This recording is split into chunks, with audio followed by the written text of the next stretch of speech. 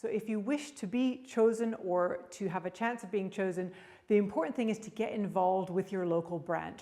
And there's always lots of opportunities to stand on a branch committee, to be active in a local campaign, to volunteer, whether that's handing out leaflets, chairing meetings, whether it's doing graphic design or making videos for the branch. There's always things that you can do. So getting involved means that you get to know the people of your branch, and that way you are visible to the members in your branch and they would know to vote for you when you stand. Not everyone really understands the process to get elected, but first of all, if you're standing for a party, which the majority of people do, you need to be selected by your party first. And selections, I've been through a number of selections in my party.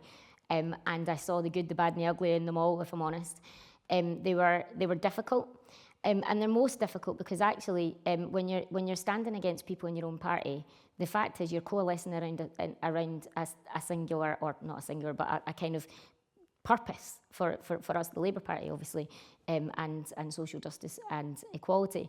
So it's really difficult to put a difference between you and someone else who's standing. So that makes it a kind of slightly combative situation that sometimes doesn't come naturally, particularly to women. And I found that quite hard at times. Some of that can be really challenging because it's very hard to kind of go, well, you should choose me. That's a really difficult thing because we all feel like we don't have the right skills, or there's a sort of imposter syndrome. Why would anyone want me?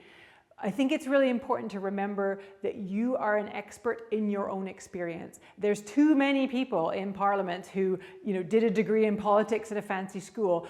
That's fine, but we also need a wider variety of people. We need people who have different backgrounds, maybe people who have been a refugee, maybe people who've been a stay-at-home parent, maybe people who've worked as a nurse or an engineer or in construction, people with a wide variety of backgrounds. So that is useful, but the key to getting selected is to be active in your local branch so that other branch members know you and know what you stand for. You have to really work hard at convincing people in your own party that you're the person to do it.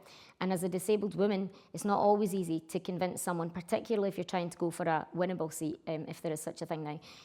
But if you're going for a winnable seat, that now is the time to take a chance, as some people would see, on a woman, and in particular on a disabled woman. So selection processes are really important. They're hard work. And all the support that parties can offer and party members can offer to help people go through them is crucial, and that's why in any selection process I think it's important that people respect one another, and things like all women shortlists are really helpful as well, because as I said earlier in an answer to a previous point, these things don't happen. You don't get a representative parliament by accident, so you have to do it by design.